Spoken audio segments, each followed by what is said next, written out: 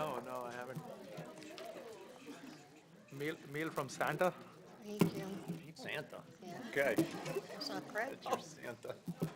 Craig. There's so much meal. It's gonna be at government house. I forgot about Chambers. Yeah. Engagement. Yeah.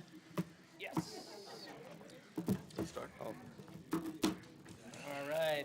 Thank you, everyone. Welcome to our December 15th meeting. We're going to get started with the Pledge of Allegiance.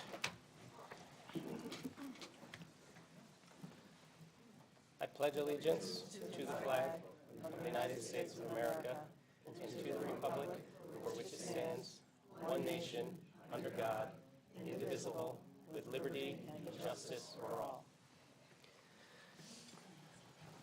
All right, thank you, everybody. It's so great to see so many people here. I assume you'll all be staying for the next 3 hours of this meeting, correct?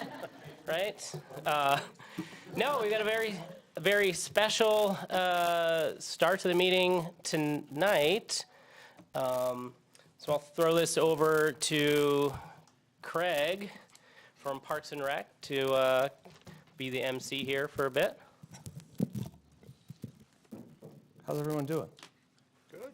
I'll tell you what, the Cattels roll deep. They roll deep. This is great. This is awesome. So we're here tonight. We just did an informal recognition downstairs, but for those that are not familiar with this is our third annual Rockstar Awards.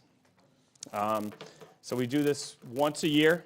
It is for members of the community, whether it's a business, volunteers, community leaders, trails masters, coaches, people that are vital to our department and do a lot of things behind the scenes that maybe the community is not so much aware of. This is our way of saying thank you.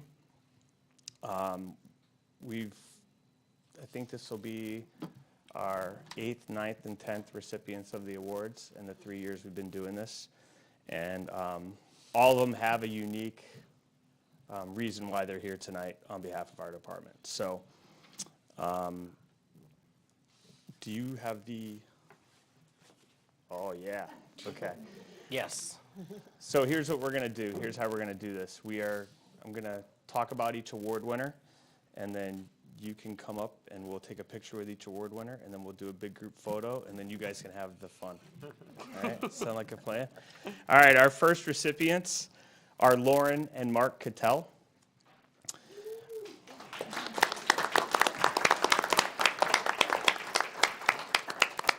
So we want to recognize them.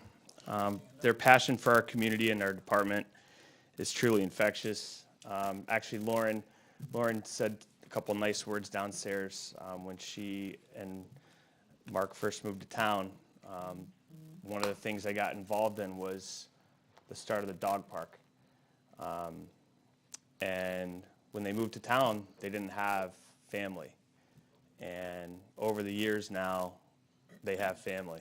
And I thought that was a really cool thing because at the end of the day, like that's what our department does. That's what Parks and Recreation does. It brings people together, and for them to be able to experience that has been great. So a little bit of background again, they were really highly involved with the start of the dog park. They did a lot of fundraising behind the scenes.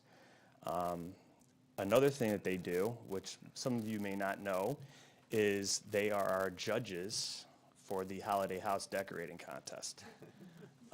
They are the ones that hand out the awards and do the judging and do the grading. So like I said downstairs, like now's your time to get in a good word, because we are doing the judging tomorrow night. So, and then last but not least, they have just been awesome people. They are advocates of our department. They go above and beyond. They always support our programs, our events. They're always there. And they're just all around great Rocky Hill people. So the first Rockstar Awards will go to Mr. and Mrs. Cattell. Thank you very much.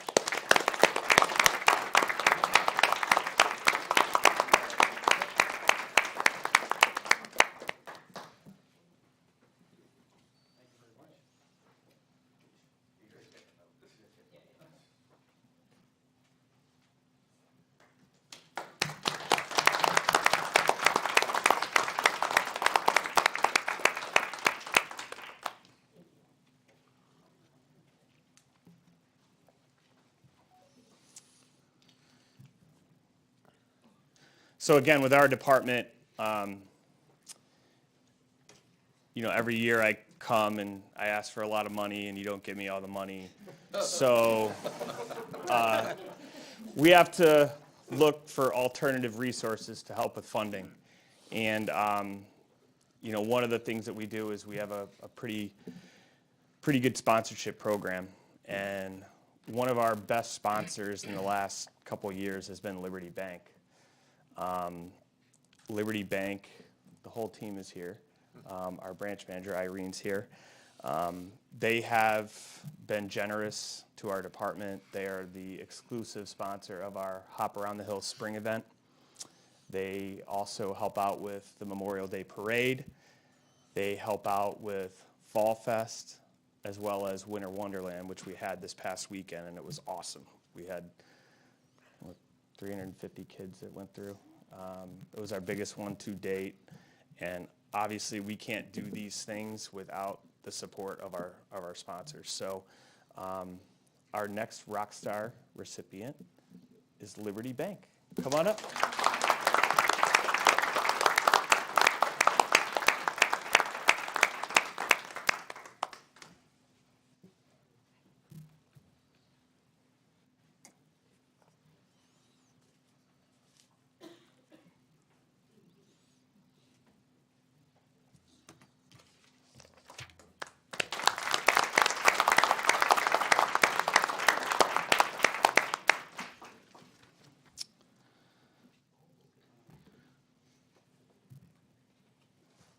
And last but not least, this is a new one for us this year. This is a little bit unique. I think most people know by now that we lost one of the most important members of our Rocky Hill Town Hall team back in August to cancer. I promised I wasn't going to get emotional, so I'm going to try my best here. But we lost John Murphy.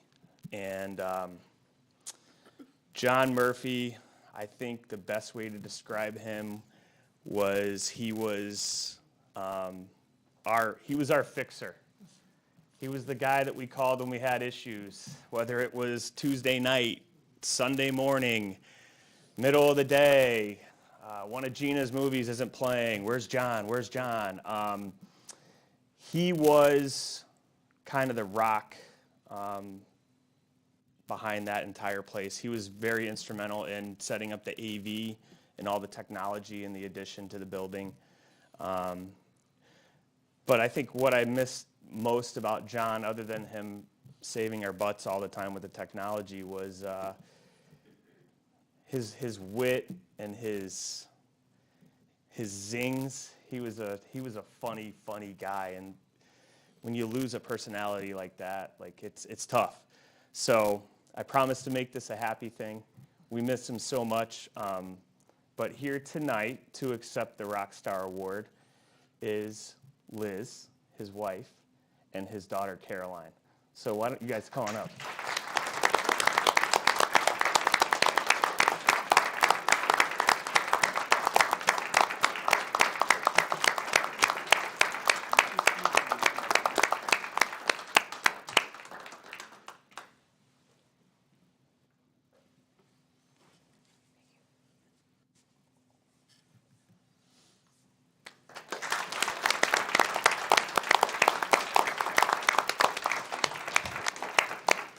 Again, I'd like to thank everyone. Thank you for letting us do this. We really appreciated this. I think it's important for you guys, especially some of you newer people that are on the council, to know the players that help behind the scenes, and they are vital to our success as a department. So thank you again for your time.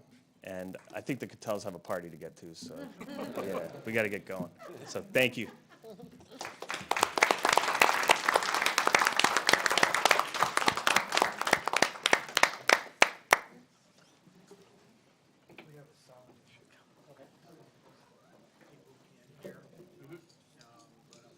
Oh, they're all here for it. Every single one of them. Oh, no. Remember that guy over there? Remember that guy over there sitting down still? I'll tell the person that texted me too about it. We knocked on the door. All right, we're just giving it a second to, apparently, nobody wants to stick around for the next 3 hours of this meeting. No, just, thanks to Craig and everybody here. My understanding is there may be an issue with sound on the TV, exactly, with sound on the TV stream, but it is being recorded, so that's just what I was getting updated on there.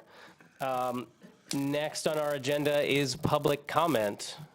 Of all of the remaining folks here, looking at you, one person, do we have anybody that would like to promote any or say any comments? All right. This portion of the meeting is specifically set aside for comments from the public who are asked to limit their comments to 2 minutes. Any person interested in providing public comment via email should email publicmeetings@rockyhillct.gov prior to 4 p.m. on the day of the meeting to have their public comment read into the record. Seeing none, we will move on to the next agenda item, which would be number 4, appointments and resignations. None on my side. Yes, we don't have any on our side either, but we received a couple for, we received somebody from Inclusion and Innovation, but we haven't had a chance to, We haven't met on it. hadn't met on that yet. Okay. Okay. So nothing there. Agenda item 5, approval of minutes. Do we have any comments on the minutes? Move approval of the December 1st, 2025 council minutes. Second. Any discussion? All in favor? Aye. All right, moving on, subcommittee reports, finance and capital improvements. Finance met on Thursday, last Thursday, and we went over the special revenue fund and some CIP. It was more of an educational overview from Mona. And in terms of status on revenues and expenditures, the overall status is revenues are on target. Tax revenues are slightly less than benchmark tracking, but correct me if I'm wrong, Mona, as we go along, as I go along here. The car, next month, you're expecting more car tax revenue? We'll do the supplementals are actually going out this week, so that'll be your next round of motor vehicle supplementals within the next week going out. That'll bring in some revenue too. Okay. Interest revenues exceeding target, building permit fees are slightly behind. In terms of expenditures, overtime is on target for some of the major departments. And vehicle repairs for the, there was a large repair for the minibus pending delivery of a new bus from a grant that had been out. And that is it for finance. Mona, did you want to add anything? The good news is that minibus did come in and it's registered and it's out on the line as of last week. Great. What happened to the other bus then? We actually were using an alternate method. We had one of the pool vehicles waiting for the delivery of the new truck to come in, so we're Okay, so it's not like very now, aged. we don't have now an old one that's languishing around. We have the old one and it's still driving. Oh, So we okay. did a repair, so we've got 4 on the line right now. All right. Government operations. Okay, we met about 2 hours ago. Oh, here, can you, just because we have sound issues, just make sure we, Thank you. thanks. Okay, we met 2 hours ago. The public comments and then update schools. Stephen, HV phase 2 was completed. Still roof is designed, planning to go out to bid in March. And the facilities, police department generator came in September. Fire department full system is installed. Park, purchasing 2 landscaping trailers. I'm missing anything? No, you're good. Okay. And then only the big change is, now this commission meet every quarterly, and our next meeting is March 3rd. at 6 o'clock. It's going to be the That's all. the first Tuesday quarterly, yeah. Great. All right, thanks. Public safety? Public Safety met tonight prior to this meeting, and from the department updates, Mission CIT, the training ground behind Company 2, they are in the process of building 2 one-story Class A buildings, and they're aiming for an April 26th, April of next year, ribbon cutting. And Mission CIT is, they may be applying for a firefighting grant for 144 breathing apparatus for the firefighters. And the fire department itself, they may be applying for a grant from the Fire Chiefs Association for PPE equipment for each firefighter. And then the there's a proposal for the consolidation of the police and fire. They each have their separate boat. They may retire the police boat and just have one boat for dual purpose.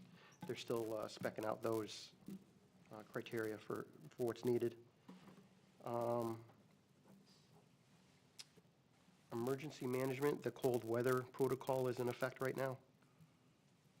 And then for ambulance, I had my thing here. For the ambulance, they had 139 for the RHVA, 139 calls last month. And so far to date, they have 1,200.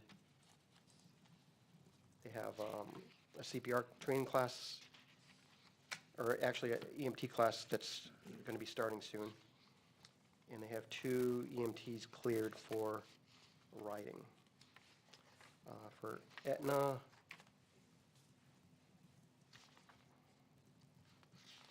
they had 253 calls in November. And their overall response time is within the criteria given.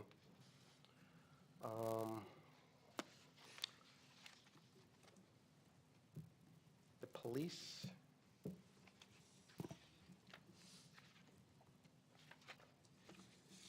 so many printouts here. The police had 2,124 calls for service, and 23 criminal arrests, 2 DWIs. They have, of their sworn personnel, they have 41 of 42 sworn positions filled. And they're going out for that remaining person soon.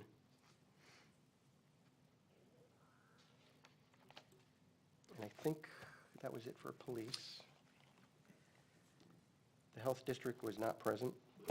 We did have a discussion on the speed traffic cameras. It was a very preliminary discussion.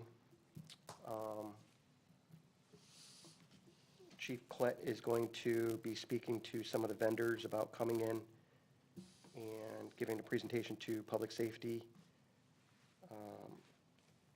But he did allude to the fact that with regards to the speed cameras, one vendor said that there was a 90% reduction in violations after they were installed after a certain period of time.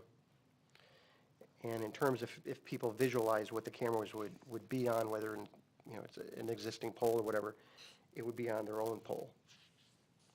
But still, this is very preliminary. We're still kind of vetting out vendors and criteria for enforcement, things like that. So over the next 2 or 3 months, we'll have more details as that comes in. And that's it. I just had one thing to add in that, and I caught some of the meeting, but I didn't see how it wrapped up with the traffic cameras. So I think one thing that may be helpful is if we can get somebody from one of the towns that already does it to come and talk about what their experience is, because Middletown has already installed them. I think that's the only one in the near vicinity that has, and they are, they're not that far away.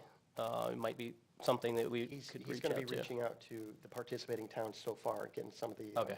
feedback, criteria, statistics, things like that. Yeah, because I know he had concerns about having a vendor come in, and then maybe we've now kind of established a relationship with a vendor and it shows some favoritism or something like that, and we don't really want to do that. Ray's so, going to be Yeah. tackling that. Yeah, we'll probably be inviting maybe a couple of vendors and then now maybe a couple of neighboring towns to come in and share their experiences. Yeah, well, and if we need, if we need help contacting any of the leaders in that town or anything like that, just let me know. Because I think Middletown is the only one that has enacted it nearby. Some of the neighboring towns, it hasn't started yet, but Okay. awesome. Thank you. Senior liaison. Nothing new to report, other than our next meeting will be Monday, January 26th, 2026, at 4 PM. And after that, we'll be meeting on the fourth Monday of the month, every other month. So we're hoping that with 4 o'clock, that maybe more seniors will be able to attend. Excellent. Land acquisition and farmland preservation. No report. Our first meeting is next month. Right. Liaison to the state rep and state senator. Mr. Mayor, I have a few updates from the state side. Senator Lesser let me know that there are a couple of items on the State Bond Commission's agenda this week on Thursday. One is a $44,000 pre-design study tied to the Rocky Hill campus of the State Library. This would basically be about looking at how we can use that property that's been sitting vacant for a while and get some conventional use out of it.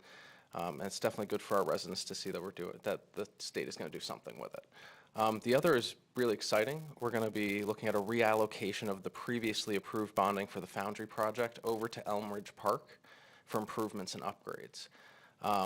As you know, the Foundry project is something we're obviously going to be tackling, and that's for future discussion, but at the moment there isn't a lot of activity there. And this is a real opportunity for us to get real use out of dollars that were already allocated to our town. So it's almost $500,000. It's quite a little bump for us there, and I'm excited for what it might bring to Elm Ridge Park. Another thing that I want to talk about, and this is kind of on household budgets and cost of living. Senator Lesser flagged the governor's move to commit at least $70 million to blunt the potential Access Health Connecticut premium increases that are starting on January 1st. For our residents who buy coverage through Access Health, this is aimed at reducing the shock for working class and middle class households, including families up to around the 400% margin around the, 400% of the federal poverty threshold. It'll help, but the real message to residents is keep an eye on your insurance. Find out what the difference is going to be on January and know what your options are now before it becomes too late. Outside of that, Senator Lesser also wanted to raise another issue that Governor Lamont is using state resources to protect permanent supportive housing from potential federal disruption. That's really important to make sure that folks who need homeless services have access to them, even if there's a gap in federal funding. So again, very happy to be living in a state where we can handle this right now. Representative Wood highlighted early childhood education endowment changes that are going to affect and pointed residents to a public hearing on the 1,000 new spaces that are opening up in Early Start CT. And those are that's more access for residents here in town if they have that need to apply for it. And finally, I wanted to bring up something that's going to positively affect some of our local residents and businesses, especially our farmers. There's some new changes to the law coming on the 1st of January in a lot of different ways. But one of the coolest ones, I think, is a change to Public Act 25-152, which creates a 20% refundable farm investment tax credit for eligible machinery, equipment, and buildings. And it also increases the mandatory farm machinery property tax exemption from $100,000 to $250,000 in assessed value, with that usual local option ability to exempt additional value beyond that. Obviously, Councilor Whelan is one of the several farmers in our town that may benefit from that, and it may have a small ripple effect on our grand list if the taxable machinery goes down. But I think it's a really positive thing for a part of our identity here in town to benefit our farmers. Aside from that, last thing I'll say just in closing is that after the holidays, we're going to blink and the opening of the 2026 legislative session is going to be on our doorstep. It starts on Wednesday, February 4th, which is only 51 days away. And it's a short session, the timelines are tight, and we need to get off on the right foot if we want to see a better chase for state outcomes here for Rocky Hill. I'm inviting everyone here, any counselor, to, regardless of party, to join me in engaging our delegation and decision makers in Hartford early, starting with opening day. If you are interested in attending opening day, reach out to me after the meeting in any way individually, and let's talk about it, just individually. And that's it from the state side. All right, Opening day. thank you. What day is opening day? Opening day, Wednesday, February 4th. Thank you. And it's a good time. I recommend anybody to go there, just, whether there's space in the chamber or just in the lobby. I mean, it's gorgeous and, it's exciting usually on the first day. School liaison. The Board of Ed has not met since our last meeting, but we'll be meeting on Thursday, the 18th of this month at 7 PM, so there'll be plenty to report at our next meeting. All right. And consent agenda, we have nothing on the consent agenda, so old business, discussion, possible action, shared services, and operational assessments. Ray, you can Okay. start. So, in your packages, sent in a separate email on Friday, I believe, and you have a draft of an operational efficiency study, scope of services. This was the first cut into what the town council may be looking at for scope of services for an eventual RFP. This is just for town, it has nothing to do with the Board of Ed, which I am working currently on a similar draft project for efficiency studies for the Board of Ed town alone. In this particular draft, I highlighted several departments. Of course, in the box, you can add, I just mentioned fire, police, EMS, but if the town council wants to hone that into, 2, 3 different departments, that's a discussion, just let me know, and, we'll incorporate it. That's really, my intention was to get this out to the council, have you look at it, over the next couple of weeks, maybe get back with comments, and we could either fine tune it or throw it away and start over.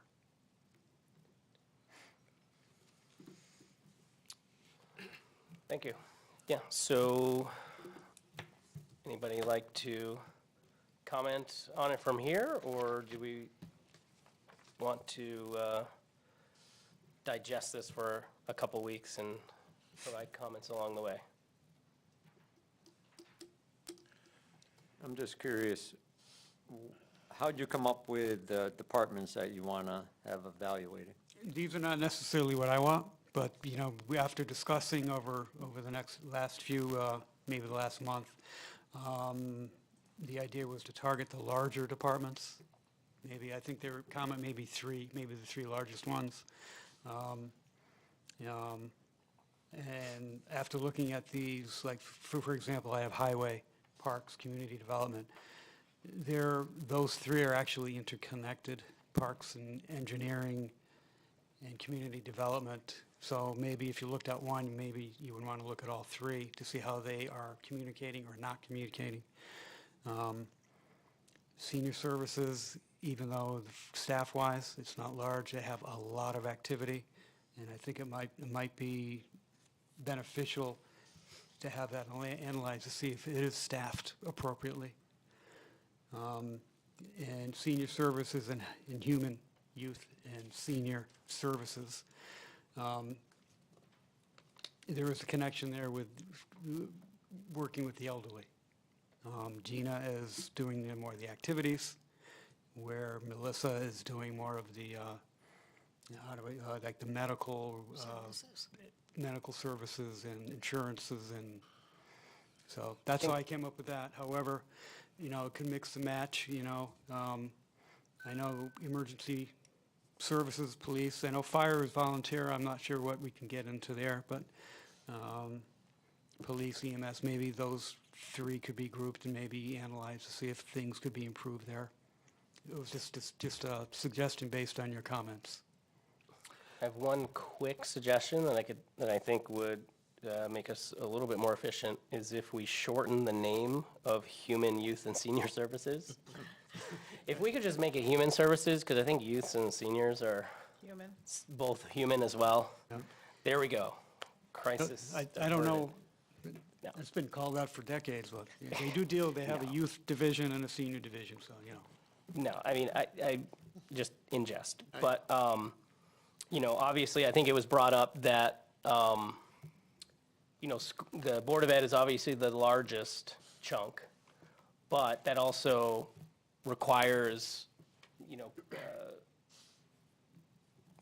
cooperation between there, and we're still, in the last conversation or the last communication we had with Board of Ed, they're meeting at a future Board of Ed meeting with council and talking about their responsibilities between the Board of Ed versus council. And they're going to get back to us after that. I think it's like January 6th or 9th or something like that. That's obviously the biggest one. Yeah. And then as far as for public safety, we have police, which also has a CALIA certification, so we already have a second set of eyes on that. And then fire, they're mostly, you know, or they're all voluntary. It's all volunteers. So some of that kind of naturally works itself out in terms of like public safety, but so that leaves us with the largest departments are highway, parks. Yeah, but public safety is the biggest budget item. Volunteer does not mean we don't spend money on that. No, Yeah, absolutely. right. So it's 10% of the budget, which is only second to 55%, which is the schools. So I don't know, Ray, where you, I mean, I would love to know why you left out public safety when it's the biggest budget item. I didn't leave In it the out. budget. You see the box right there? It has police, fire, and EMS. These are just additions, you know, not really knowing which department you guys But really want to it's the do. biggest one. But I it's mean, there. that seems like a big oversight. Right, it's there. It's in there. But doesn't the doesn't the police have their own type of, already, their own services that already look at their expenditures and things like that? that we Everybody already pay look for? at their expenses. So what is the point of We're doing already this stuff? but we're already paying for a service for police, so why would we double pay for us to do it? Well, I mean, if you're going to look at like any shared services, any meaningful efficiency studies, you have to look at the budget items, which are the biggest ones. Simple logic, not that complicated. What's the service that is overseeing the police, do you think? What is the name of that company? CALIA. Yeah. CLIA does policy, they don't do They look at- budgets. They don't do But budgets. isn't that part of the, you know, the efficiency of the overall No, police No. department? no, it's not. No, it's not. Okay. The police is our biggest budgetary item. I strongly encourage that we have to look at that. I mean, that's millions of dollars, so, Yeah, I don't think it's going to be meaningful if you don't include public safety essentially in there. correct. And then the public works, that is the first three, right? That includes highway and others, or are there other things in public works that, Yeah, highway maintenance and parks maintenance and, yeah. and that would all be included in those, that bucket of highway? Yeah. Okay. Yeah. Okay. And we still don't really have a idea of what the cost is going to be like per department for us to run this study, right? Do we have estimates on that? We don't have estimates, but based on the last meeting we had, we reached out to the two consultants we had come. I did not attend that meeting, but Mona did this morning, and she can give you an update on the discussion. Yeah, and we did mention that it was a range. So again, obviously, we're going to have to go for RFPs, and we don't want to give any dollar amounts. Yeah. But as far as, this one is the efficiencies of those larger departments, but we talked to the firm that was looking at the shared service, again, not knowing what Board of Ed will come back with, but if they were looking at the efficiency study of these other areas like the human resources, finance, payroll, benefits, that entire group. They would look at efficiencies. If Board of Ed was participating, they would be looking at both sides' efficiency, and then ultimately looking at the shared service opportunity. And actually, it was their recommendation that that may be that biggest bang for the buck in looking at that overlap.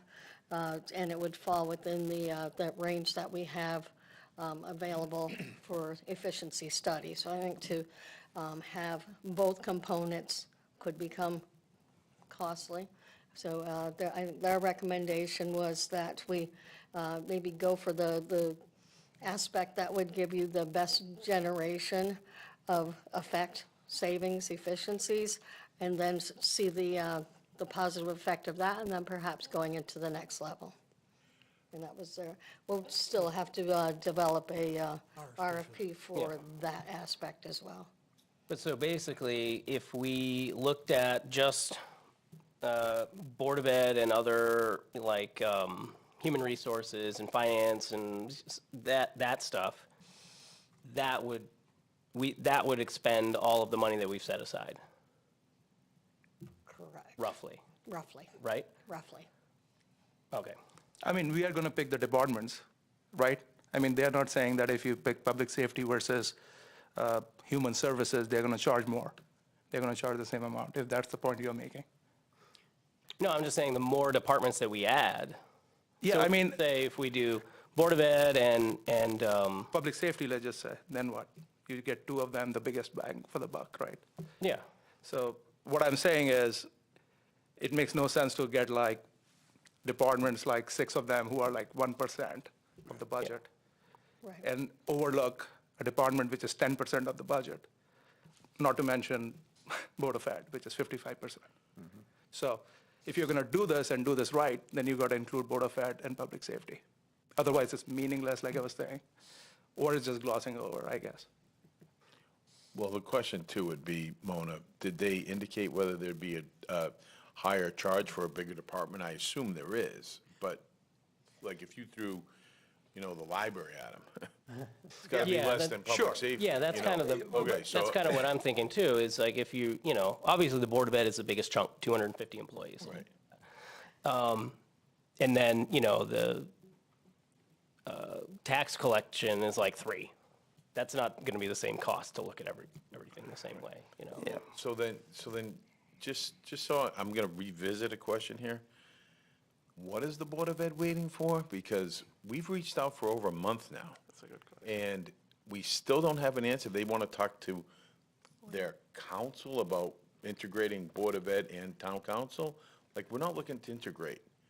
We're looking to see if they're open to even this study. I don't think it's a very difficult question. And yes, we probably have to table it again since we don't have that answer. But I'm hoping we have the answer next town council meeting, or very shortly thereafter if they're not meeting. But I think they're meeting this Thursday, somebody said, so. So, I mean. And it would be in their best interest to be part of this. Actually, yeah, 100%. I think some of their concerns, though, like I know what if you were going to do something with computer system, they have proprietary information about students and so We've forth. So heard that. that might be some of the stuff that they're. I totally get that, and I've heard that over and over and over again. And I think the problem with that is we're not looking to do that. That, if that was the only way we could save money, then they have a point. But we don't know how we're gonna save money.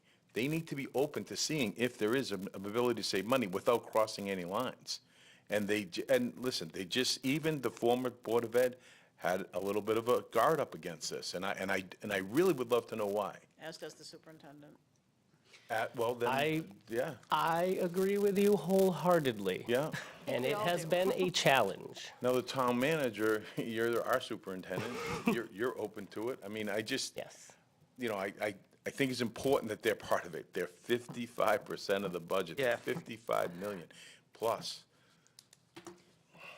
I tend to agree with all of that, especially considering what Councilor Prakash was saying about, like, the biggest ticket items are the most important, and what's the point without them?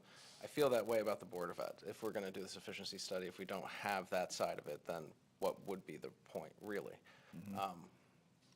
Yeah, we need to push them. So give us an answer. And I would say that the leadership on the Board of Ed is also agreeing with us. So, they, Isn't the superintendent supposed to listen to the Board of Ed members from our community, yep, just as our town manager listens to us at the council level? You would hope. The now. the town manager, everything in the parentheses. Yes. I mean, I was Yes. invited by our people to come to a meeting and speak, and I think it was in April. Okay. And I wasn't even allowed to speak. So wow. it's not on the agenda. We, I we, would've- I would've So- talked- So, we have allowed them to speak here. oh, I right? know, but So- that's what happened. so after our last meeting, I reached out to say, hey, we're still talking about this, and we're looking to come to a resolution so that we can move forward with even less about shared services, because we understand they have a lot of hesitation around that and between departments, and we're looking for efficiencies. And we'd like to have an outside set of eyes to make sure that we're running everything efficiently, and see what we can do. And I said, if you would like to come to a council meeting and we can have a dialogue, or we can come to you and have a dialogue.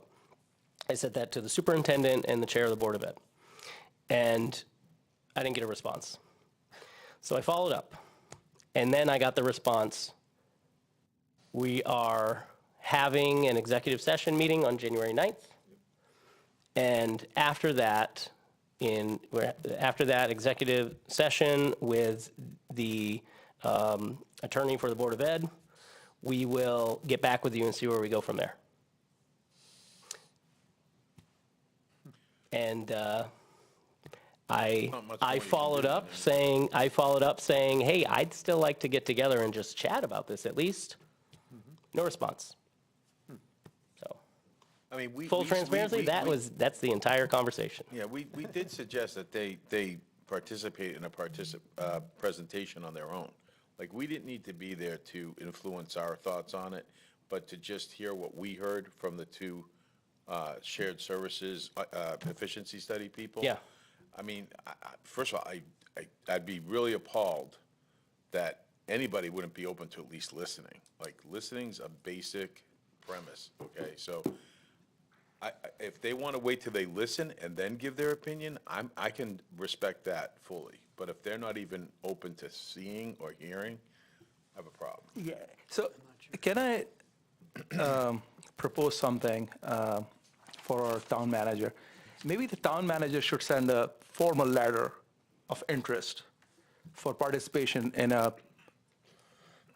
shared services efficiency study to the superintendent and see if we can get a reply that way, instead of like picking up the phone and trying to get it informally. I would love to see the reply on the paper. I don't know about other counselors here, but if we can't pick up the phone and get the superintendent or anybody to, respond, then I would write a letter if I were you, Ray. Just a suggestion. I know we've asked you in the past to have meetings or discussion with the superintendent. Have you had any, and how is it going? I had a brief discussion with him, and he indicated, well, if whatever they want to do, if they want to study, then we can study, but it wasn't When was- official, it was like a more of a hallway conversation at the time, so it sounded like he may have been open to the idea. I'm not sure if it was enthusiastic, but, the feeling I get, just like here, if he was directed by the board, if I'm directed by the council, yes, Yeah, and I believe he's been directed by the Board of Ed to, proceed with this. And his hesitation has been that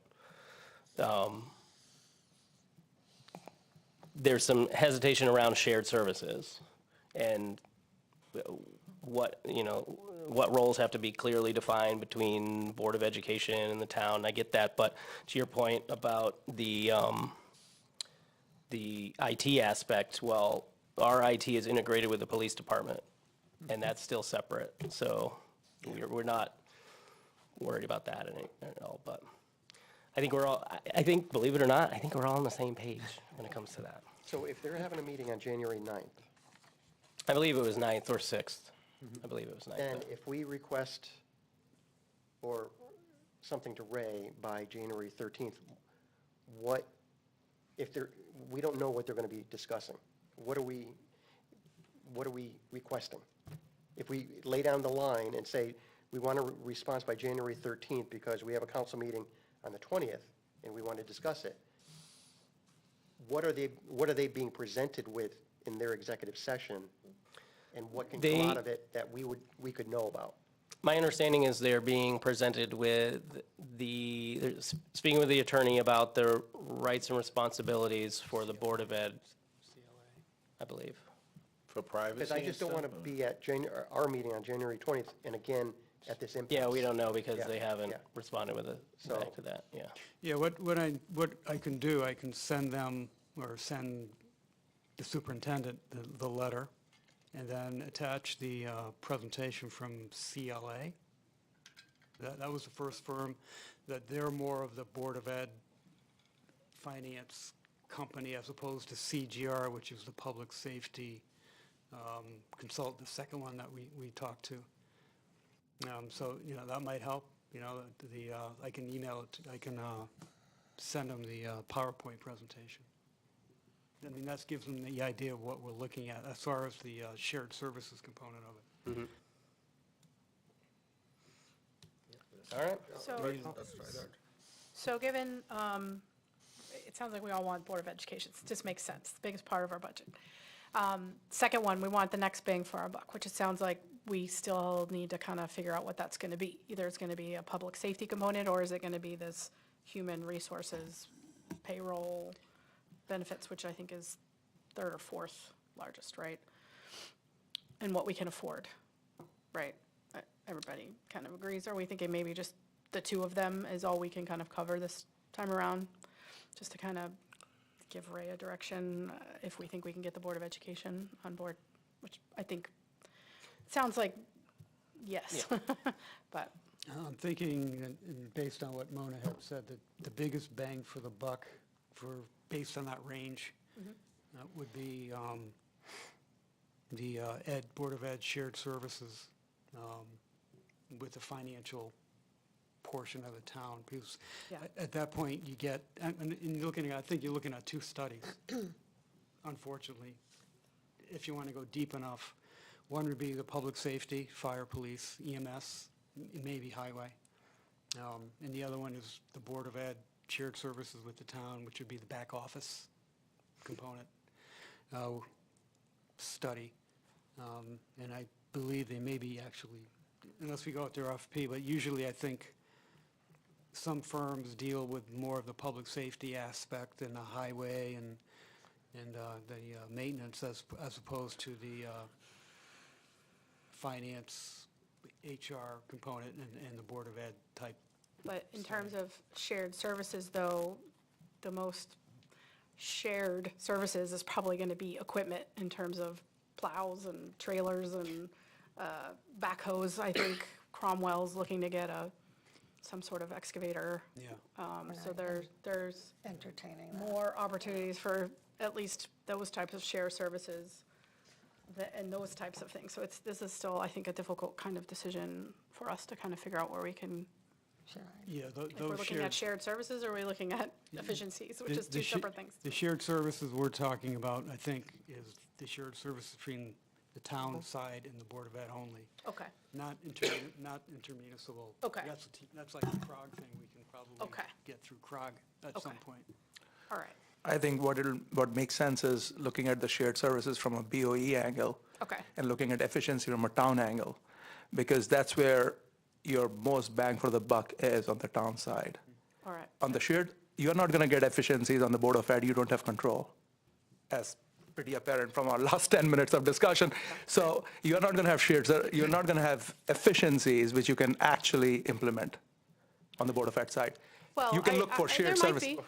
There absolutely might be. I mean, there's very, we're not talking about it right now, but. No, I agree with your sentiment there, but what I'm saying is it's not implementable, like, because we don't have authority there.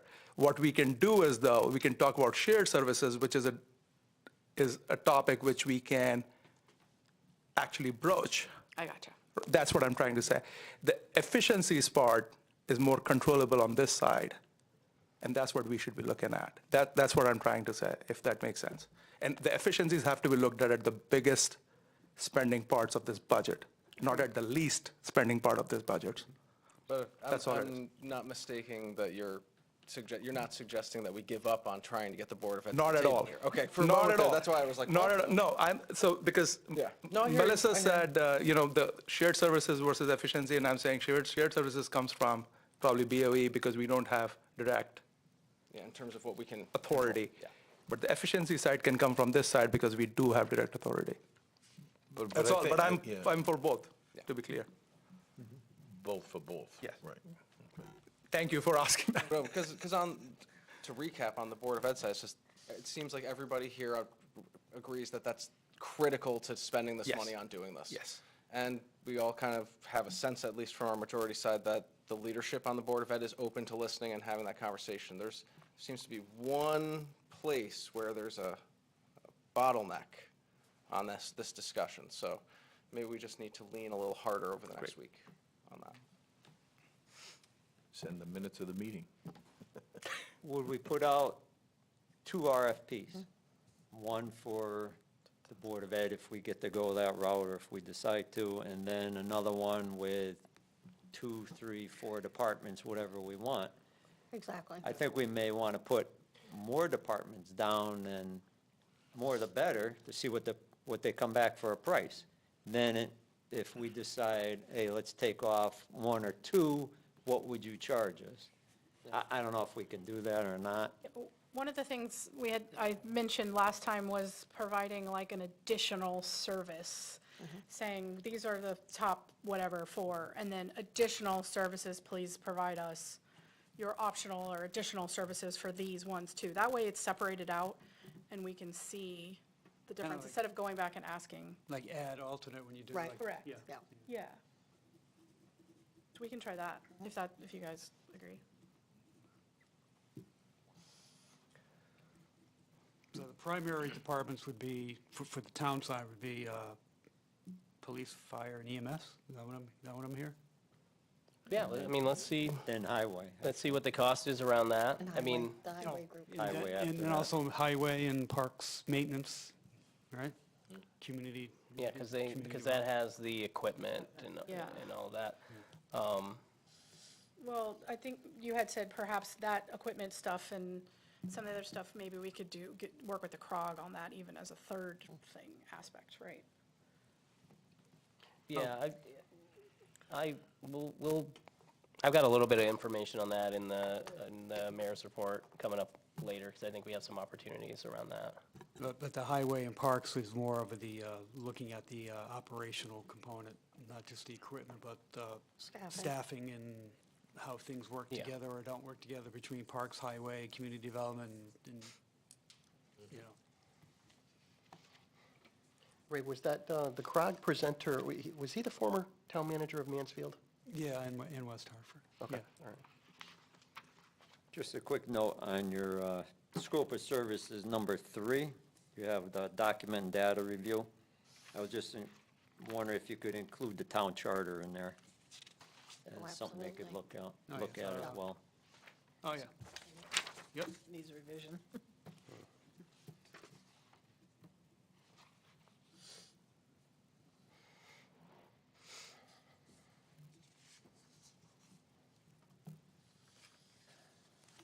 Does that give you enough direction? Or too much? Yeah, I think so. I was trying to clear it up. I don't know if I helped. All right. Yeah, okay. What are we doing? We are All right. tabling this, or what are we doing? Yeah, we need a motion to table. Motion table? Okay. Move to table. Second. All in favor? Aye. Aye. Moving on to new business, Regional Fair Rent Commission discussion. What do we have about that, Ray? Council's been discussing that on and off about maybe saving costs with our Fair Rent Commission over the past few years. And CROG is working on a regional Fair Rent Commission program. So we have expressed interest, Rocky Hill, I expressed interest that we may be interested in participating in a regional Fair Rent Commission, depending on what it looks like, how its operation, how it operates and what the town would be required to invest financially and staff-wise.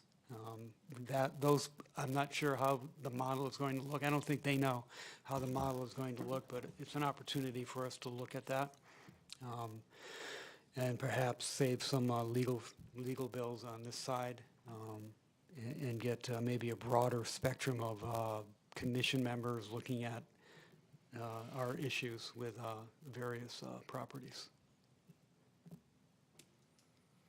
That's all I have right That's now. it, that's the update, yeah. We, so at this point, they don't have any kind of framework for that or anything, right?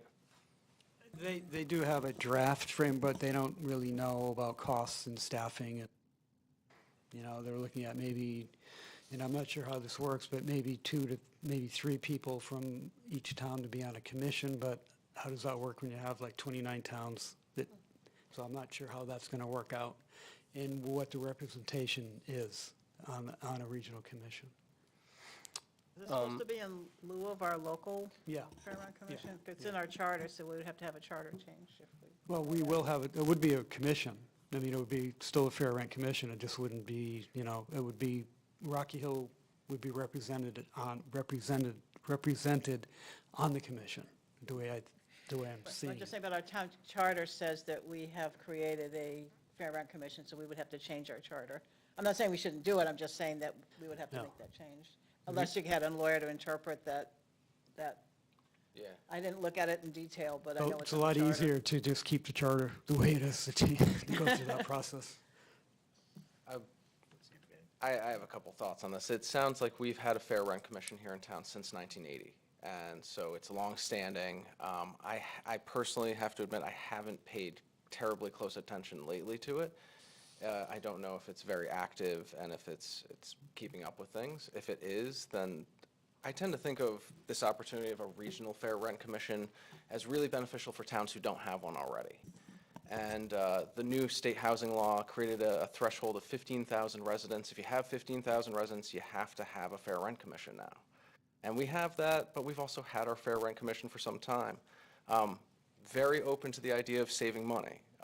Dollars being saved is a great thing, but I don't want to lose local control completely for that sake, and I would be very interested to hear what CROG has to offer as an opportunity. But my read of it is that it's much more of a benefit for towns who don't have one to get together under a structure like that. For us, we have pretty set, from what I was looking up, we have set factors that we look into, and all are fit underneath state code, or state statute as of right now, and under the new law. I'm a little skeptic personally, but open to it. You know, I believe they were quite active with the concierge situation. Yeah, we still are.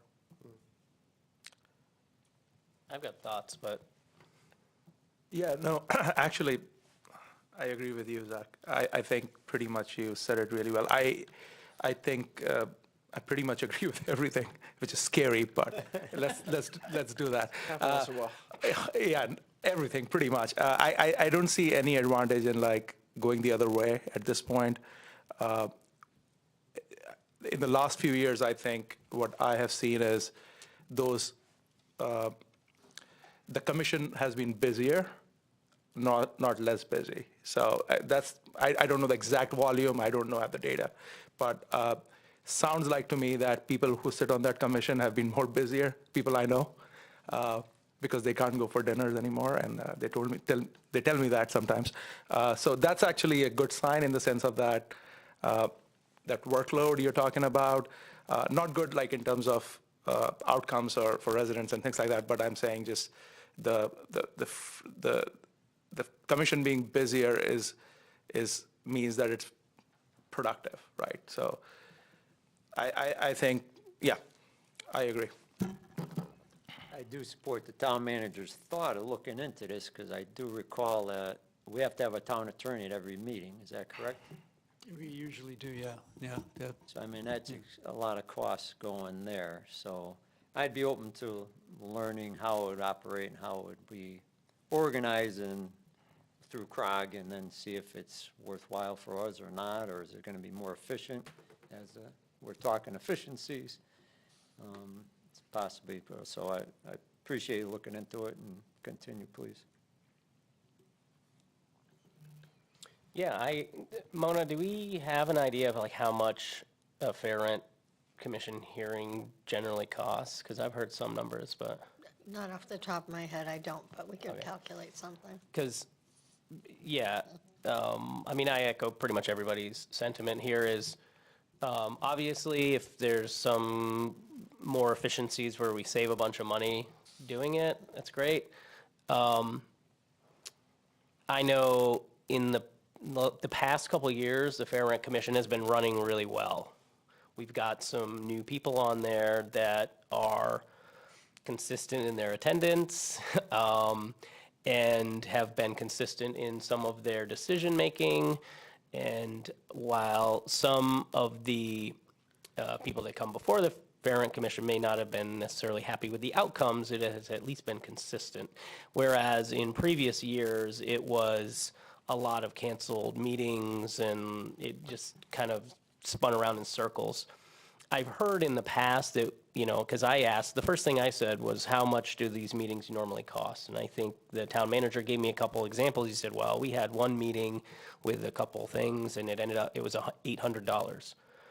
Well, that's expensive if you're doing it all the time, but they're having a meeting once every like 3 months.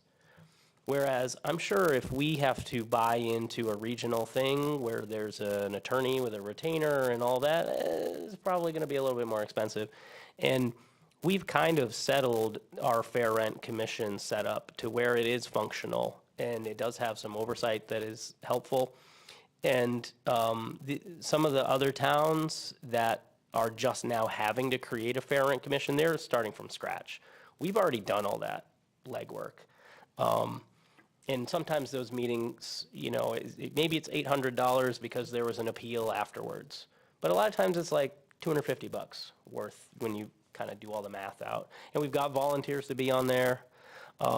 So, my say would be, let's continue to look and see how this is going to be set up. If there is a version of a regional Fair Rent Commission that seems like it's going to deliver better outcomes and save some money, then, we lean into it. But, at the same time, I just think of the residents that have to go before the Fair Rent Commission. We've already kind of got a system that now works for the most part, If you'll humor me for just a couple thoughts, my suggestion might be, since CROG is going to do this, they're going to create a regional structure regardless of what we do.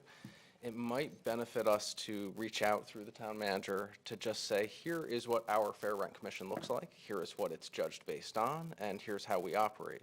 Just in case you want to structure your thing to be more appealing to us coming on board, take a look at it, and I would start that conversation. We can always take a presentation from them when they get there.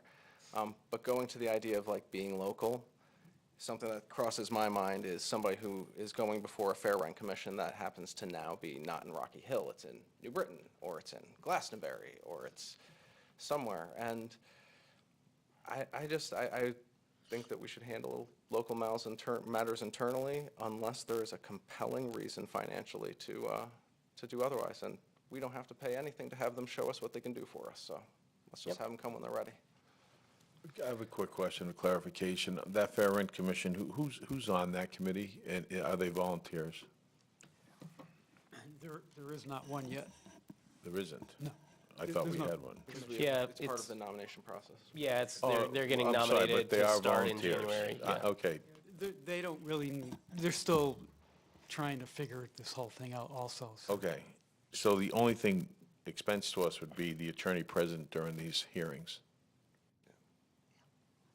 The only expense to the town is the attorney present during the hearings, Currently, currently? yeah. Well, they also sometimes have to draft, answer to an appeal and stuff like that. It's the attorney's fees is the only cost, is what I'm getting Yes. to. So anybody who does this regionally is probably not doing it on a volunteer basis. So we are paying for the people to be there and whatnot. So to Council Lulling, that 100%, I can't see how, I have a hard time seeing how it's going to save us money. And if we're handling it well now, then I'm probably with everybody, what the comments have been made. So just interesting. Good to look into it, but, yeah. I mean, it may be something that they pick volunteers from all the, people are appointed from all the towns, similar to like a MDC or a Maybe, health yeah. district type thing, but we don't know, because it hasn't been created yet, Right. you know? Right. Or maybe it's all attorneys, Yeah. and they wouldn't do that for free. Yeah, no, he was looking at you, maybe. And, I know. And- Ignoring them. so, are we all good there? Yeah. All right. No, It's just a there's no action. discussion there, yeah, we didn't have to make any decision about it. Animal control program, Similar, very short update. We currently, we have a part-time ACO, Animal Control Officer. We utilize Weathersfield's facility. However, Weathersfield will be joining Glastonbury, which means we will be, I think, we'll be looking at Cromwell, perhaps. However, I was contacted by the Newington Town Manager and was asked if the town would be interested in at least considering looking into maybe getting into a partnership with Newington, because Newington may be purchasing an existing facility where their current animal control, I guess their shelter company, it's a private company, and they are selling that facility. So Newington is either looking at possibly buying that property, rehabbing it, or maybe building another structure. And the question was, would we consider like maybe looking into joining them somehow in a lease agreement, utilizing their facility? And that's, we didn't get any further at that point, but I thought I'd reach out and ask the council if it's worth me actually looking into at this point. Well, So- we're losing our access to animal control, you said, because Structure. Weathersfield going to, Yeah. And Glastonbury? I imagine we'll be looking at Cromwell at this point, if we can, so no matter what, we have to look for a new partner, is what you're saying. probably. I'm not sure how Cromwell is working how's that working out right Crom- now? Cromwell uses Middletown. So we can't So, use Cromwell. So yeah, it's like so a circle. If we still, stray dog gets caught right now, it has to be housed somewhere, we take it to Weathersfield. Right. Is the Weathersfield facility still open right now? I believe it is. Okay, what's the, I don't know the timeline yet on Okay. that one. And how many dogs do we usually shelter a month? Like 3 or something?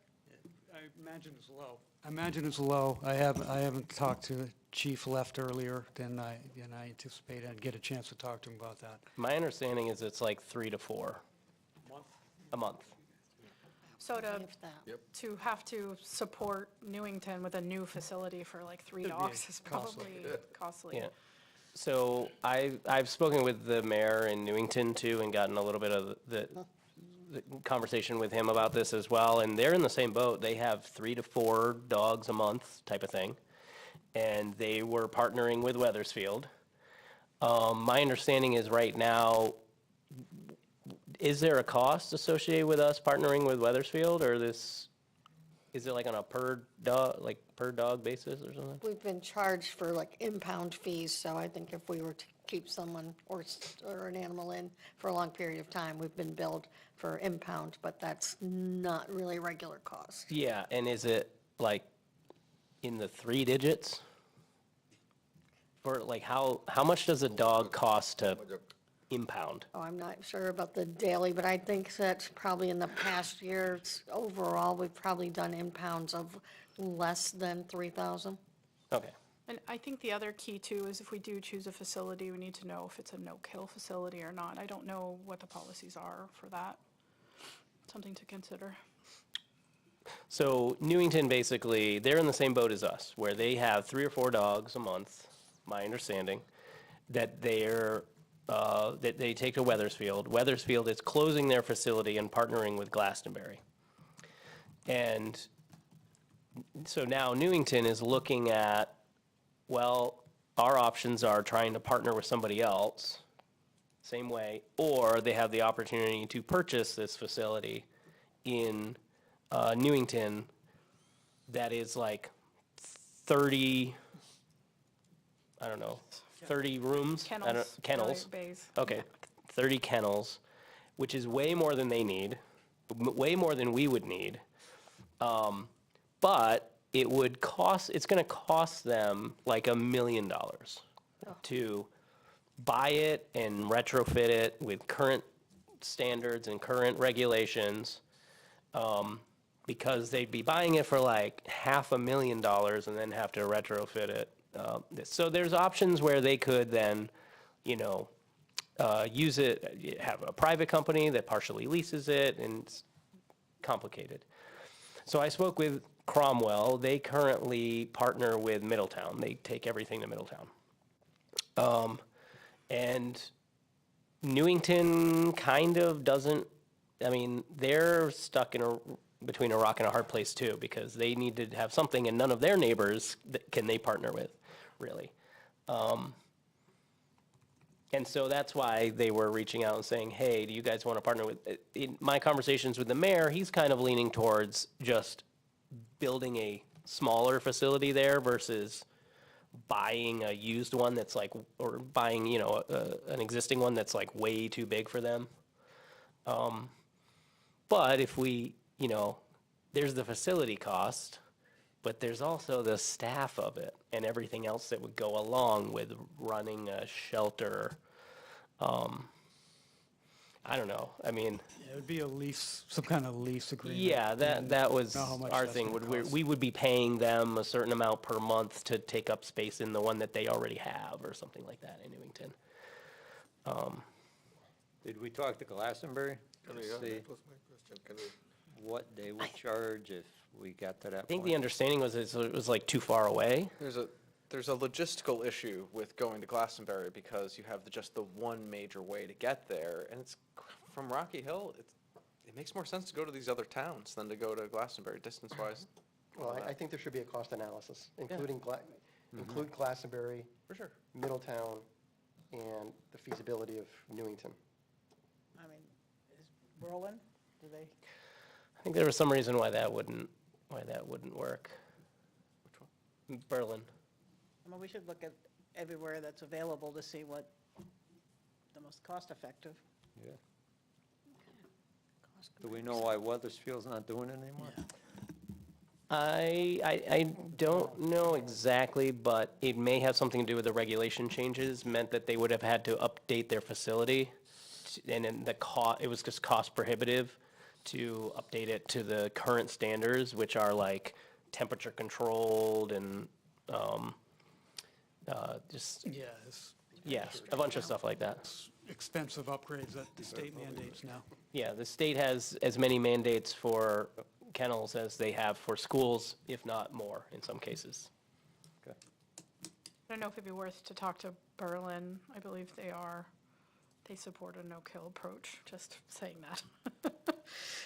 So I don't know, like you said, you don't know why Berlin's not considered, might as well look into them too. Yeah, do you want me to look into this? Yes. Sounds like we have to. Yeah, sounds like we need to shake out some other We options. have to have something, because we either have to operate a pound or we have to have an arrangement where we have access to one, essentially. under Maybe the- state law. Maybe the town manager could take the pet home for a while and take care of him. I can bring him to a farm to walk. I was gonna say, Oh, no, I heard that story. Yeah, Fran, like, Town wants to put a kennel on, Walked into I that have one. some vacant land, and if they would like to put a kennel on there, I have a vet who could come in and Oh, yeah, she's already, we can, Help herd some put it out cattle. there. counselor, yeah, she can staff Fit it. there. Yeah, we'll do some cost analysis, we'll get some prices and see. Yeah, I'd say let's take a look at, see what our other options Yeah. are. I think, by and large, I don't think we want to pitch in on a $1 million kennel for like half a dozen dogs. That doesn't make sense. All that, yeah. I don't think so. But this is a great opportunity for a regional approach to some things. We've also talked about, whether we can share animal control officers between towns and stuff. I understand that was already looked at some point, but there was a personnel issues between doing that with the Weathersfield PD and stuff too, so. Great. We have a review of the Freedom of Information Act. Were you expecting entrance music? Fog machine? should we I be should have wearing brought my these that you music, were Ray. suggesting for Oh, this yeah, one? yeah, we should, For right? the lawyer here, wear Santa hats.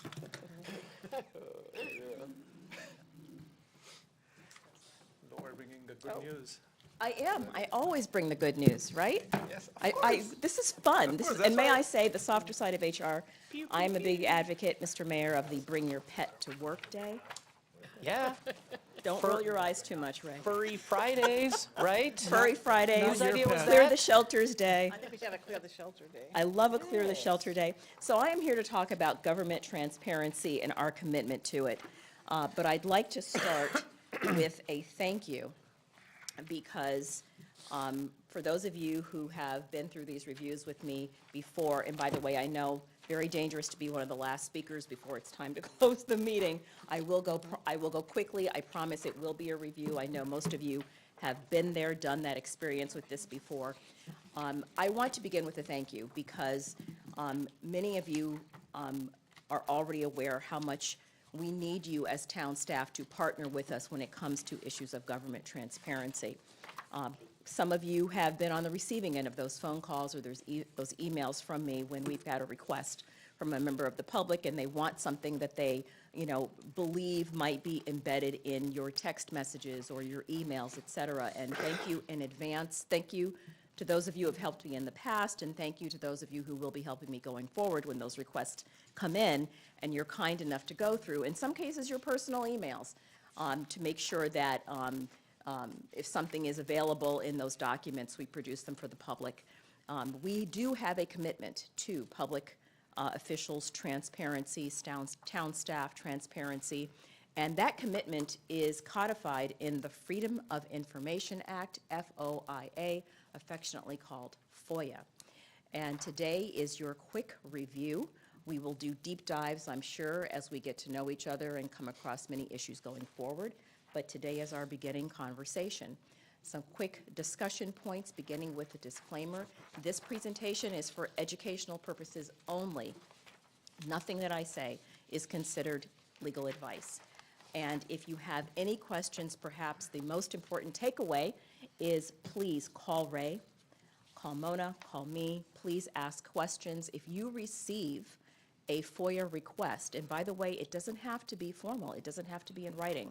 Someone could simply approach you and ask you for something verbally, and just like town staff, we can't tell the person, we don't put people through the third degree when they ask for information and for records. We train our staff that when someone approaches your service counter, when someone calls you and says, I would like a record or a document, even if they don't use the magic words, we try to be affirmative and interpret it as a FOIA request so that we can disclose it. We don't run away from disclosing it. And please understand that you are not being asked to become an expert in this. You are expected to ask questions, and most importantly, you are expected to help us and to support us, including if you think that we have missed something. If the request comes in and you think that there might be records that are available somewhere we haven't looked, we ask you as public officials, help us to be compliant. Hopefully, it makes you proud to know that we have a good, I'm going to knock on wood, reputation and relationship with the oversight entity for FOIA in Connecticut, which is the Connecticut Freedom of Information Act Commission. Russell Blair is the public information officer. He is accustomed to getting phone calls from me directly and sometimes from other members of your town staff asking for questions on how to comply with FOIA, but at the same time, comply with other requirements that we have. For instance, I am also the privacy officer for the town, which means that not only am I responsible for the more complex FOIA request submissions, but also we are the office that looks through complex requests that involve perhaps personal or private or confidential information that needs to be redacted, or where we have to find a reference to a statute or a case that says, this we can't turn over to you. What is FOIA? FOIA is a statute. We have both a federal and a state citation here for you. And generally speaking, FOIA mandates public access to government records for the purpose of keeping government transparent and accountable. FOIA arises out of a history of government transparency and secrecy concerns. And you'll find that all of the different amendments that have come along, both on the federal and state side, were intended to increase transparency. No, I'm not going to go through those statutes with you, and I'm sure you're very happy about that. Consequences for failure to ensure public access to meetings beyond records. We are also going to talk about meetings. The fines are substantial. Within the past 2 years, the Connecticut Commission, FOIA Commission, did increase the fines, and we have one set of fines between $3,000 and $5,000 now, and they are going to be more active in fining individual public officials. They're trying to make a point. They don't want us to fail to disclose documents. One of the other consequences that has always been the case is that the FOIA Commission does have the power to invalidate town council decisions that are made without transparency. In other words, when I come to the legal meetings part of this conversation, if we are having illegal meetings, meetings in secret, meeting by email, we're going to talk about that, we run the risk of having town council decisions invalidated.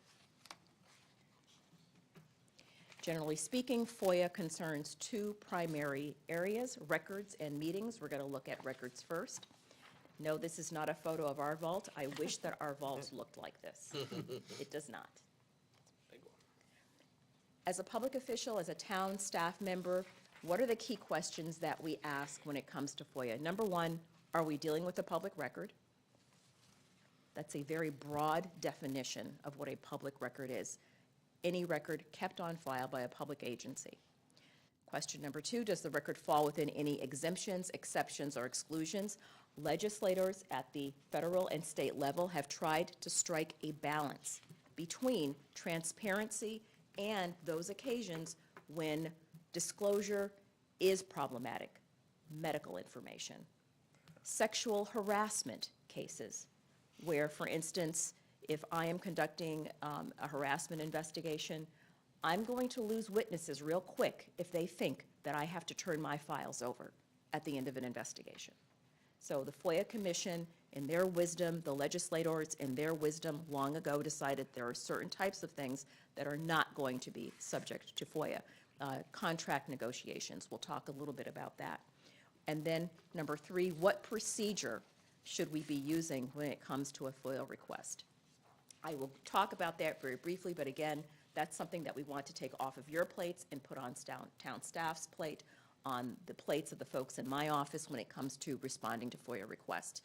Generally, if a document, message, text, or voicemail that you've created, regardless of whether or not it's on your town email or your personal phone, et cetera, it's going to be considered subject to FOIA disclosure if it refers to town business. So town hall office files, of course, computers, of course, town-owned cell phones, of course. You'll find that some town staff members have their personal cell phones, if they choose to use those, they use those. Have separate town cell phones, and we ask them to use their town cell phones for town business. So if there is a FOIA request, they don't have to suddenly hand over their personal phones. If you have questions about who has what, I would speak with Ms. Mona, because Mona and I work very closely when it comes to decisions about who gets a town cell phone and who doesn't. To the extent that you conduct town business on your own home office, personal computer, or cell phone devices, you could be asked to hopefully look through that device on your own and hopefully be trusted to pull that off of that device by yourself. In my time here, I have never had a public official who was asked to turn the device over in a FOIA complaint, and I hope that that never happens.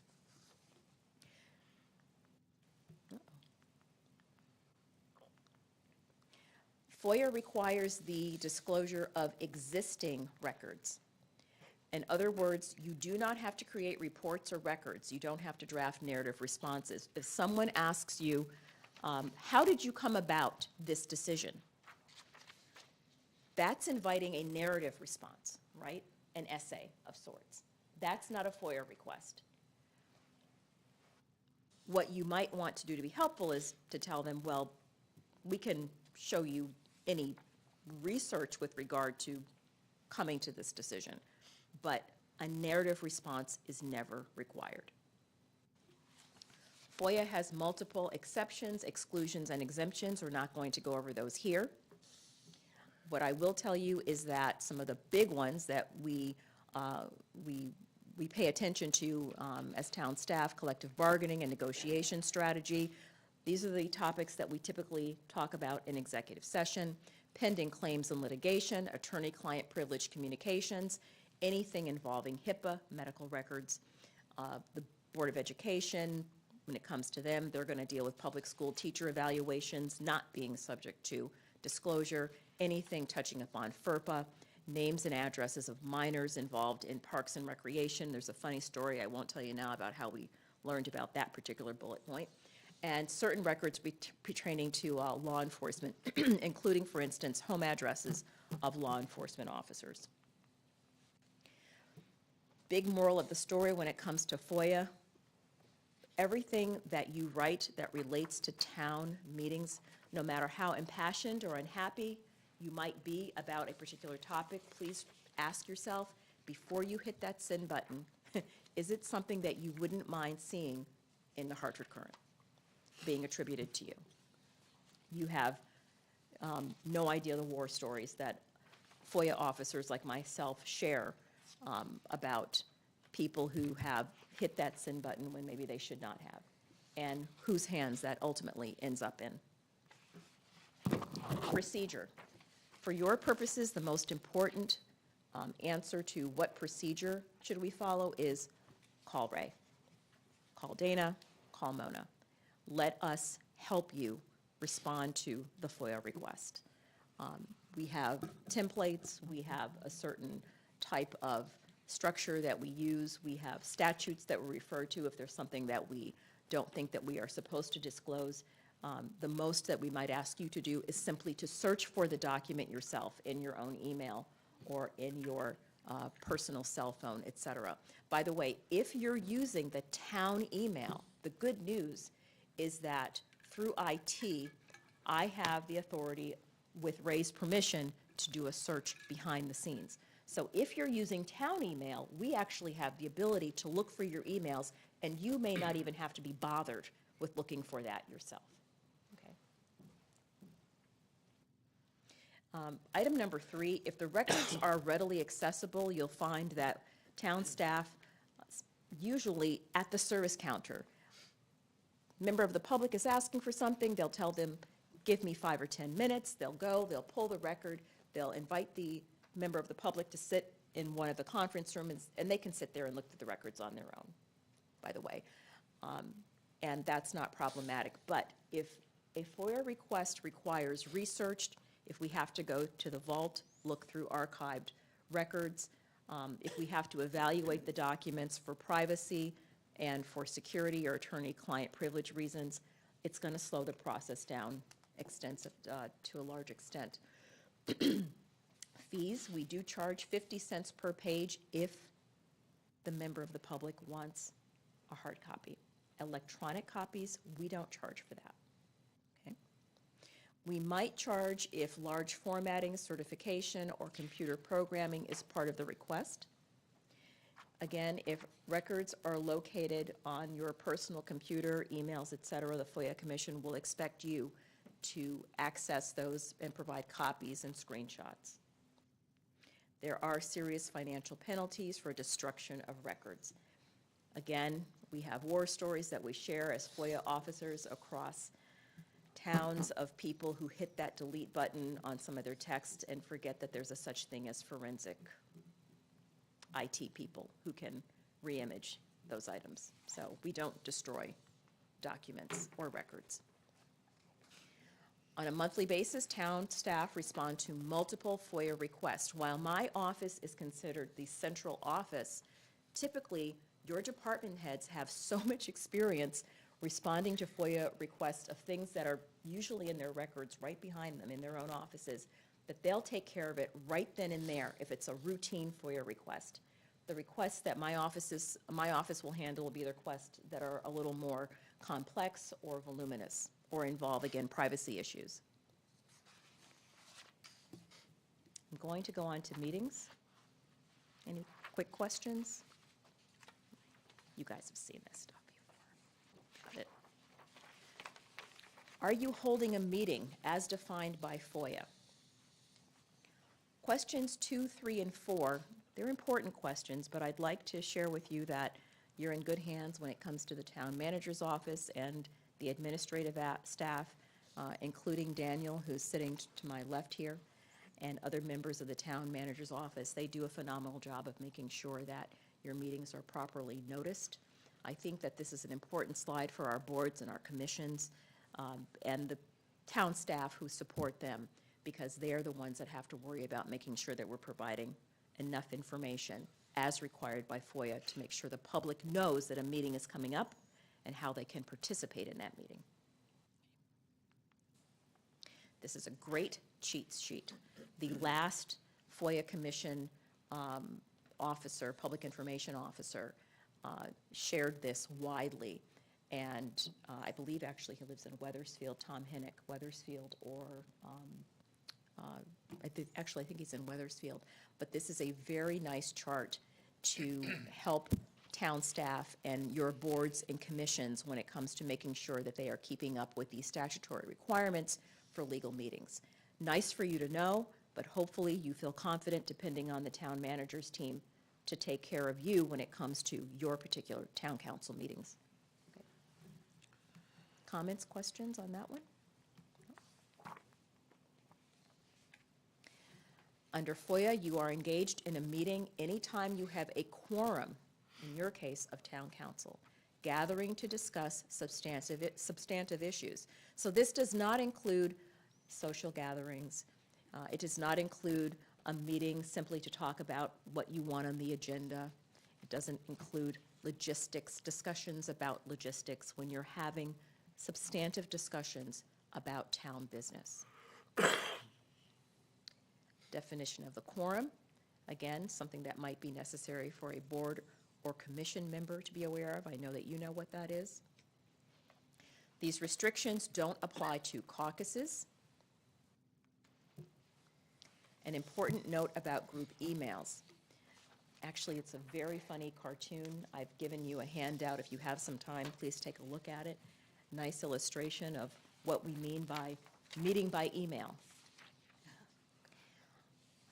I'm using the town manager's title here specifically because I know that he has from time to time had to inject himself into the middle of email communications when he sees a substantive discussion in a group email, something about town business.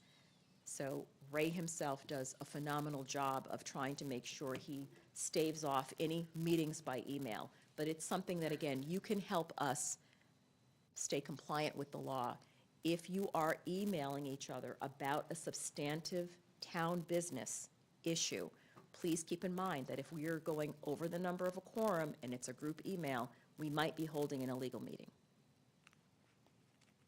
Just for, as a note, that is not my office photo. Far smaller in the photo.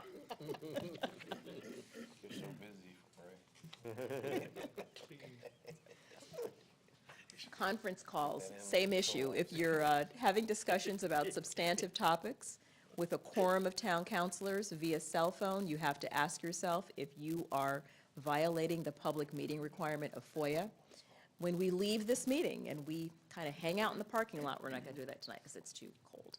But especially during the summer months when we sort of hang out and congregate after these meetings, the number of people standing around someone's trunk having that last-minute conversation, in the back of your mind, ask yourself, are we having a meeting? Yeah, right? In the meeting. Roles, I think the mic is on. Roles. Oh, my God. Decorum and ethics. I'm sorry? Terrible. No, it's not my desk. Under FOIA, executive sessions are not held in public, although the vote related to any executive session deliberation must be held in public. When we go into executive session, that is where we have conversations about all those exceptions, exemptions to FOIA, including collective bargaining strategy, pending claims, litigation, discussions that would ultimately result in the disclosure of items that should not be disclosed.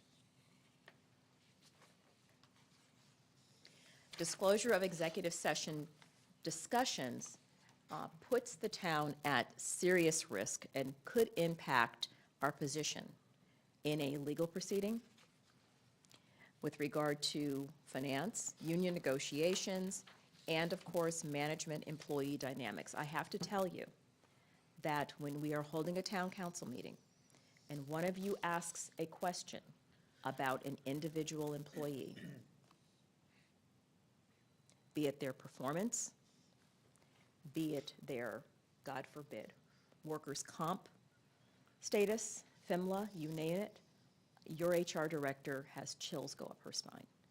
We are not supposed to be having discussions about individual employees in this particular setting. And if we are having a discussion about an individual employee in executive chambers, there are hoops that we're supposed to jump through before we do that. We have to get that person's consent, and I get it in writing, to talk about them in executive session. And then they can choose to say, go ahead and do it, or they could say, no, I want you to have that conversation in public. But I would ask you, actually, I would really like to beg of you, please be wary of having conversations about individual employees. I mean, giving them kudos about something they've done, phenomenal. But especially sensitive conversations about an individual employee in the public setting, as you sit on the dais here, is something that is not advisable. Town council, you are our policymakers, and our town manager deploys resources as you direct him to. Communication with you is key for the town manager, for town staff, and these meetings are what we need to make sure we're doing what you need us to do. It's part of the issue of transparency.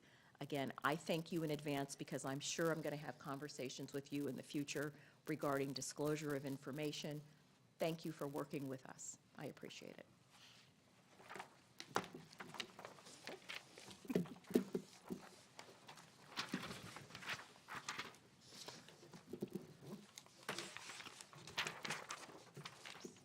All righty. All set. Thank you. Thank you much. All right, well, next agenda item, mayor's report. Well, I will try to keep this brief, but we do have some kudos to give, some, updates on information and just things to keep an eye out for. So First of all, they're all gone right now, but shout out to Parks and Rec folks for Winter Wonderland, which was this last weekend, if anybody got the chance to come through here. It was packed. I think he said there was like 350 kids that came through. So kudos to them for coming in on a, on a Saturday and the time before that to make that work. Also, Education Foundation did their North Pole Express the weekend before that. It was also well-attended, and they were all volunteering their time to do that. And it was like 15 degrees outside. So if you missed that, take a look at some of the photos and stuff. It's great what they do. Parks and Rec obviously gave some awards to some of the folks that they wanted to highlight this evening. I won't go into any more details about those folks, but they all, between being corporate sponsors with the town, to volunteers, to staff, just a lot of kudos to go around there. So in no particular order of other events, over the last week, I signed an approval for the DOT to update painting and sign, do some improvements around our railroad crossings in Rocky Hill. That's going to take place in 2027. It's no expense to us, but just to give people a heads up, if you see some work going along those. I'm thankful to our police department, fire department, dispatch, and EMS, and all the state agencies for, we had an incident here in town a couple weeks ago on a Saturday that took hours, and everybody did a great job there. It was a little disruptive to the neighborhood, but, we've got obviously great folks in town that work really well together and had good outcomes there. Our fire department was featured on WFSB last week.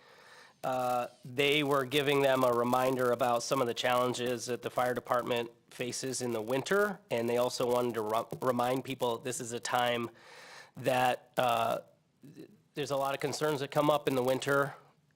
Pellet stoves, electric space heaters, propane heaters, stuff like that.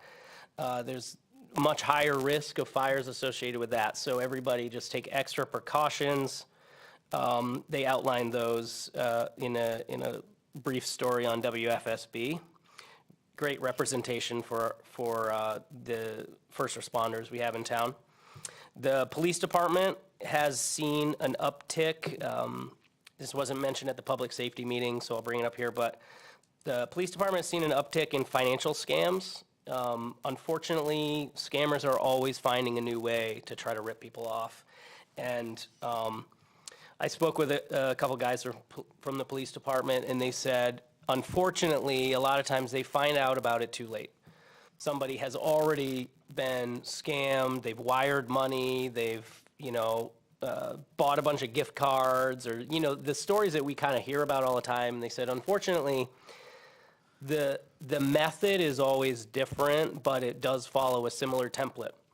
So if you are getting a phone call or some sort of communication that is pressuring you to send somebody, even a government agency or a company or something, a bunch of money in a short period of time, and you are hesitant, and you've got that thing in the back of your head that said this might be fishy, call the police department, because they would much rather you run it by them and be able to cut it off in the beginning than to have you lose that money, because it is very hard in a lot of these financial crimes with technology to try to claw that money back. And they said 2 to 3 of these a week, and people are losing sometimes $20,000, $30,000. This isn't like a couple $100 here or there in gift cards. This is wiring money that they can't get back. So, but we've got some really talented people on the police force who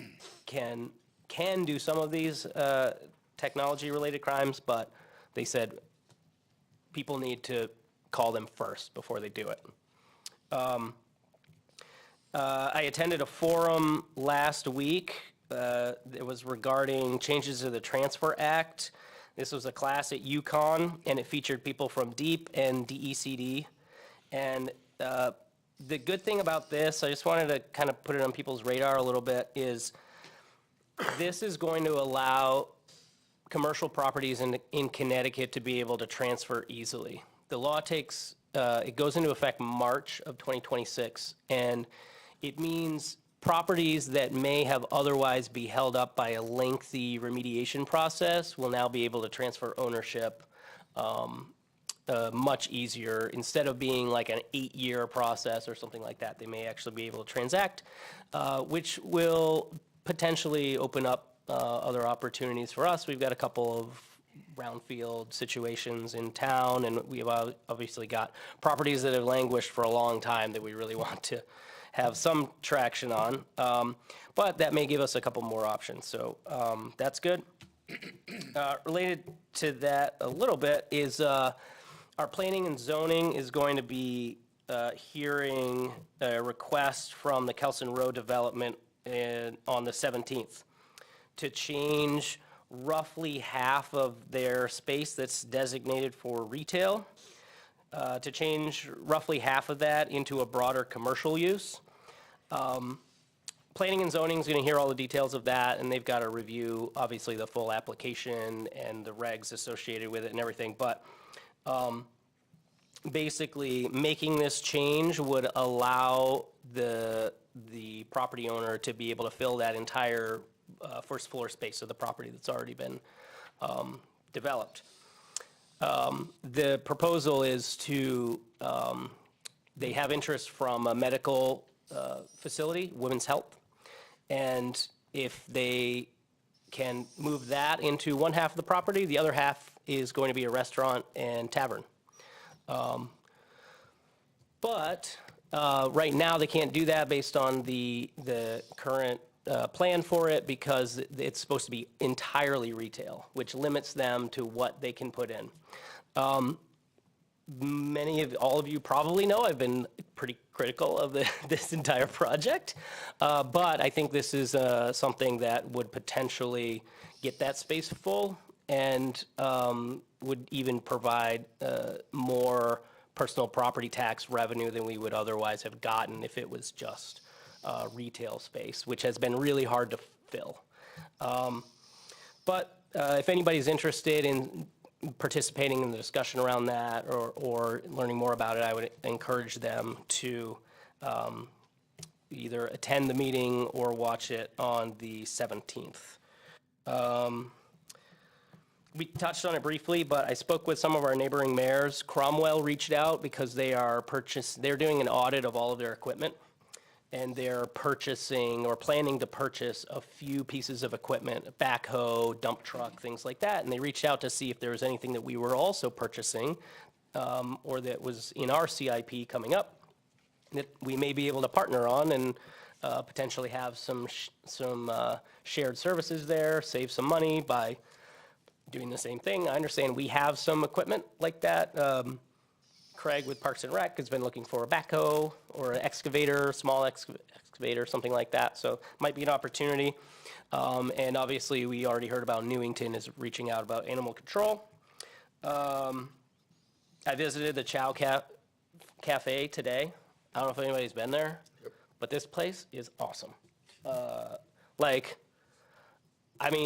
have stop at coffee places here and there, and we've got some in town that are really good. Dream Cafe, kind of still my favorite, but this place is great. They had a big opening over the weekend. I wasn't able to make it to that, but I stopped there earlier today, and I have been raving about it. So it looks great. The owners are local. They've opened a bunch of businesses, run a bunch of businesses in town. I encourage everybody to get out there instead of, jumping over the border and going to places in Weathersfield or Newington. Stay here, go to that place. I encourage everybody to try it. Had our first big snow event, so kudos to the plow guys. I heard no complaints from anybody saying that their road was not plowed or that they were blocked in or anything like that. Knock on wood, maybe now the phone call comes, but first snow event went well. And tomorrow morning is is the Rocky Hill Division of the Chamber of Commerce's monthly meeting. It's at 8 a.m. It's at IEC. It's the International Electricians something, I believe. It's on Dividend Road. It's on Dividend Road, IEC, 8 a.m. tomorrow morning. And then also this week is the Middlesex Chamber of Commerce's annual Governor's Breakfast is at the Sheridan here in town. So big week for Rocky Hill and Chamber of Commerce. And then lastly, just, happy holidays for everybody.